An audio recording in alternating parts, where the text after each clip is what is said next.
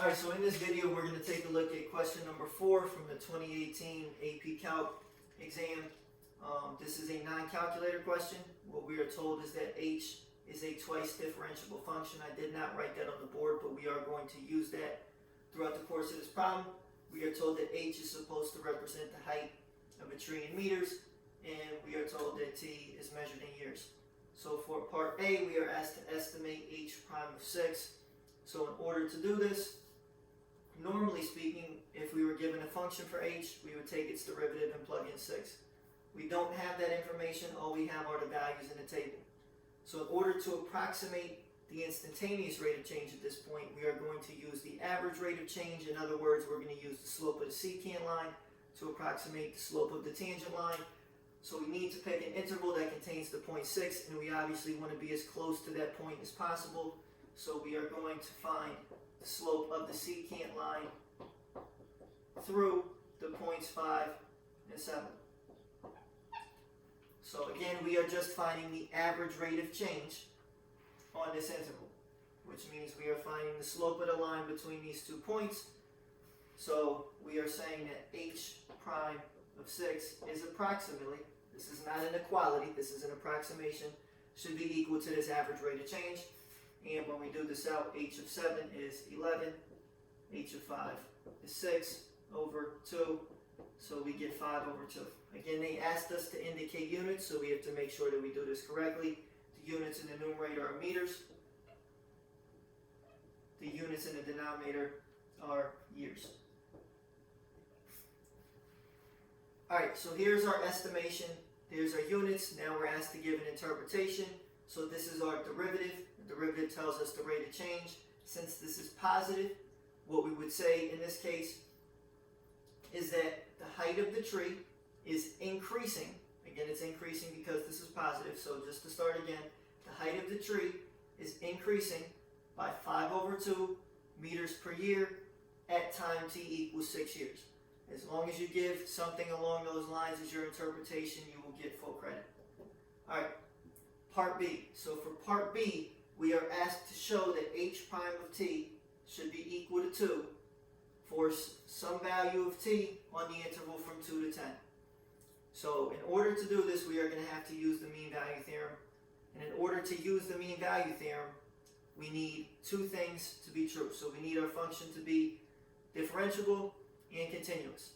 So first thing, before we even get into the differentiable and continuous part, is we need to show that our average rate of change should be equal to 2 on some interval based on the values that we are given.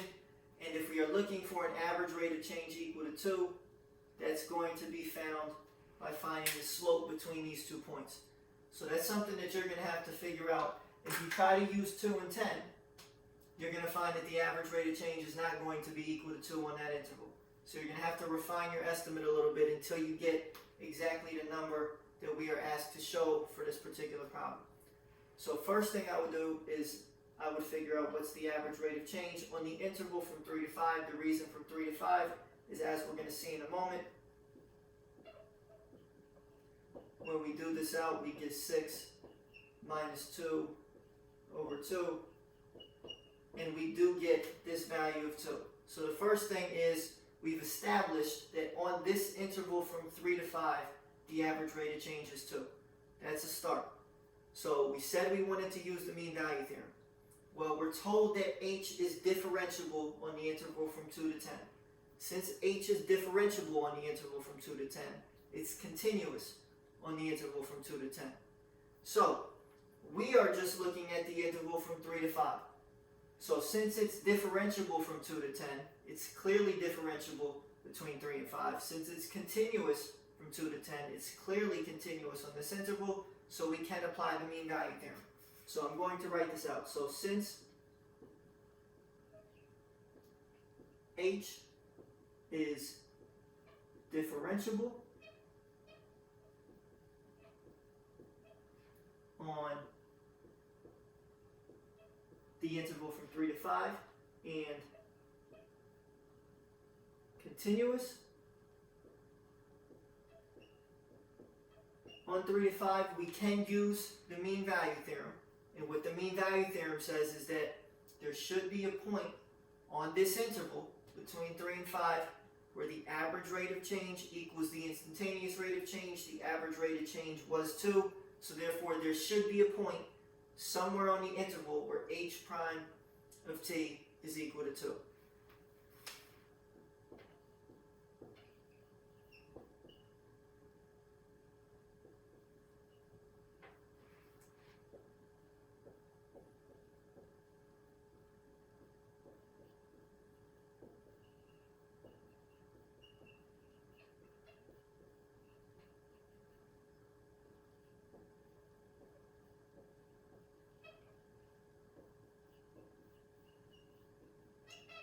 Alright, so again for part B, we are just applying the mean value theorem. You have to know what the mean value theorem is. So again, just to repeat it once more, it says that the average rate of change should be equal to the instantaneous rate of change at least one point in time on the interval. And again, we can only apply that so long as we are differentiable and continuous, which we are. And again, to determine the fact that we were continuous, we had to use the fact that we were told that h was a differentiable function. Alright, that's A and B, and if we notice, we did an average rate of change calculation for both of them. Alright, part C. Part C also uses the word average, so in this case we are trying to find the average height on the interval from 2 to 10, and we are asked to estimate this using a trapezoidal sum.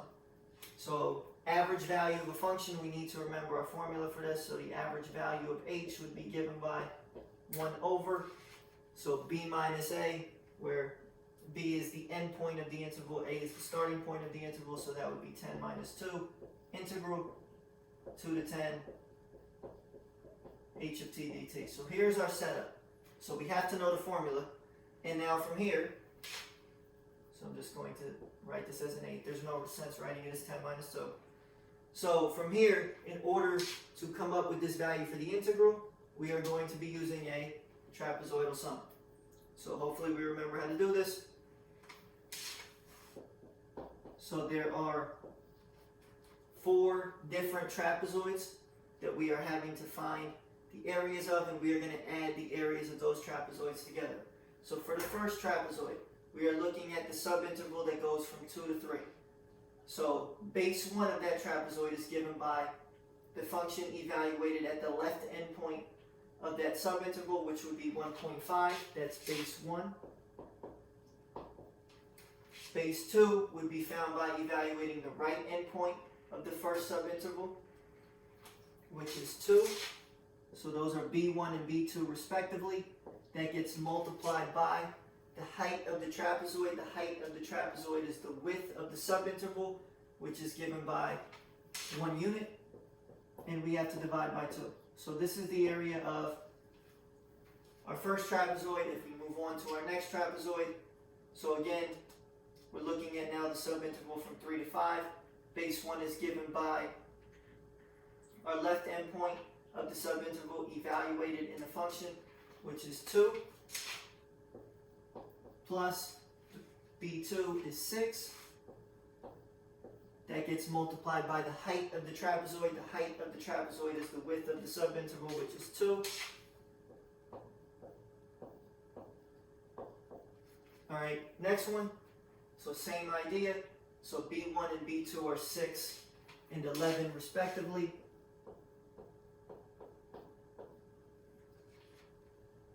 The height of the trapezoid is again 2, because that's the width of the subinterval. And now for our last one, we have B1 and B2 are 11 and 15. In this case, the height of the trapezoid is 3, because that is the width of the subinterval, and we are dividing this again by 2. And you will get full credit if you leave your answer as is, but we might as well try to do this out and see what do we get. So we get this becomes 1/8 times. So for this first one, we're going to get 3.5 over 2. So 3.5 is 7 halves. 7 halves over 2 is 7 over 4. So I'm going to leave that as a fraction. So for this next one, we're going to get 8 times 2 is 16 over 2 is just 8. plus this is going to give us 17 times 2 is 34, divided by 2 is just 17. And for the last one, we are going to get this is 26 times 3, which is 78. 78 divided by 2 is 39. So if we add this up, we're going to get that this is 56, 64,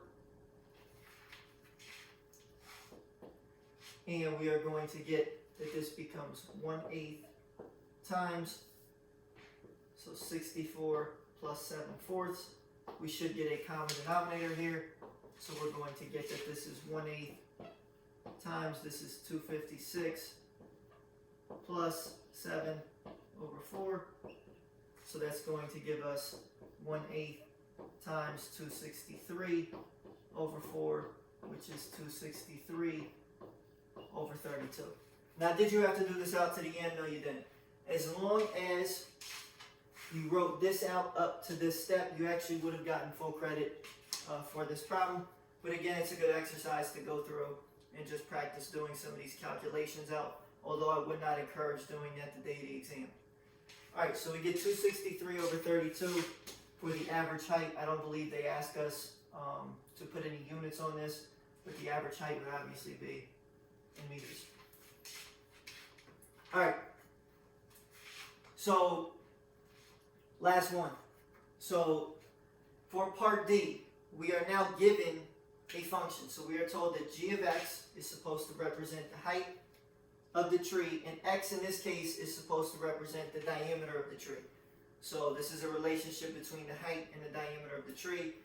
They are both measured in meters, and we are asked what is the rate of change of the height of the tree when the tree is 50 meters tall, and we are told that the rate of change of the diameter when the height is 50 is given by 0.03 meters per year. So this is a pretty involved question. There's a lot to digest in part D.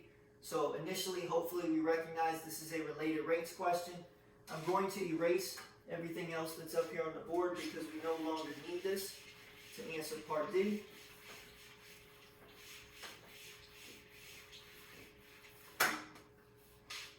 Alright, so first thing is I would recommend identifying that in this case, x, which is the diameter, is changing with respect to time. So I'm going to ask you to write that as x of t.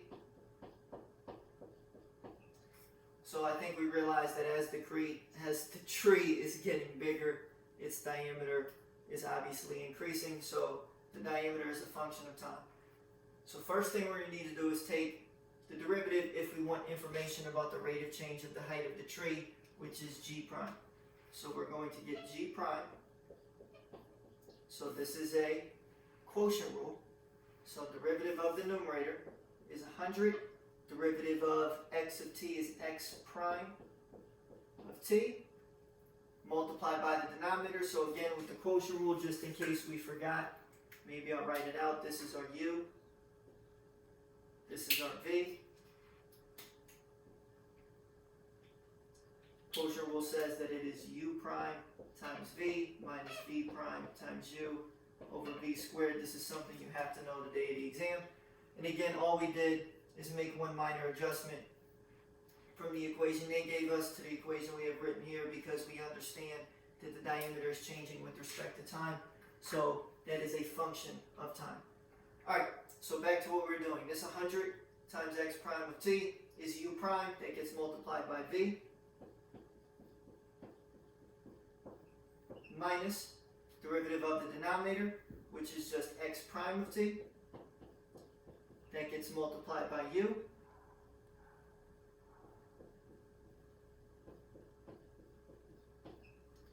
And this is all over our denominator squared.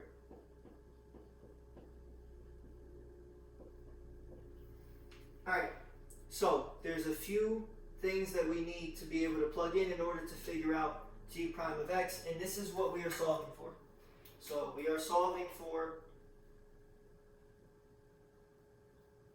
the rate of change of the height of the tree. That is g prime. So that's what we're solving for, and let's see what information do we have. We really only need two things. We need to know what's x prime of t and what is x of t. X prime of t is the rate of change of the diameter at this moment in time. X prime of t, although they don't give it to you in this notation in the problem, I translated the statement in the problem to mean that x prime of t was 0.03. So that's something you're going to have to identify and be able to come up with when you read through the passage that they give you. So x prime of t is 0.03. So that's one thing that we can plug in. The other information we need is what is x of t. In order to calculate x of t, we need to figure out what is the diameter equal to when the height is 50. Well, we have an equation right here. So we know that g of x is equal to 100. Again, I prefer to write this as x of t over 1 plus x of t. And we know that we are concerned about the rate of change when the height is 50. So we're plugging in 50 for the height, and we're going to solve for what is the diameter of the tree at that moment in time. So we get this as 100 x of t over 1 plus x of t. Anytime we are solving equations with fractions, we're always going to multiply by the denominator, or in most cases, we are going to do that step. So we're going to get this becomes 50 times 1 plus x of t equals 100 x of t. I'm running out of room to write this stuff on the board, so I'm just going to now go up here. So I apologize for this being all over the place, but I think we can probably figure this out. So this is going to now go up here. So we get 50 plus 50 x of t is equal to 100 x of t. You're going to bring the 50 over. You get 50 equals 50 x of t. And what we find out is the diameter is equal to 1 meter at this particular moment in time. So we are now going to plug in 1 for x of t, and we are going to plug in 0.03 for x prime of t, and we are going to hopefully come up with our solution. So we get g prime of x is equal to 100 times 0.03 times 1 plus x of t is 1 minus, this is 0.03 for x prime. This becomes 100 times 1 over 1 plus 1 squared, and from here this should be fairly simple to evaluate. 100 times 0.03 means you just move the decimal twice. This really just gives you 3. 3 times 2 is 6, so we get 6 minus, this is same idea here, 300ths times 100 is 3 over 1 plus 1 is 2, 2 squared is 4, so we get this becomes 3/4. I believe that they do ask us for units here, so our units in this case, if we're talking about the rate of change of the height was measured in meters. This is per unit time, the time is measured in years, so we get the answer is 3/4. So we had a related rates problem for part D. Part C was an average value question where we had to do a trapezoidal sum. A was related to the average value of the function, using that to estimate the derivative at a point, and then part B was one where we had to use the mean value theorem. So this is a pretty involved question. If you have any issues, feel free to email me and I'll be sure to get back to you.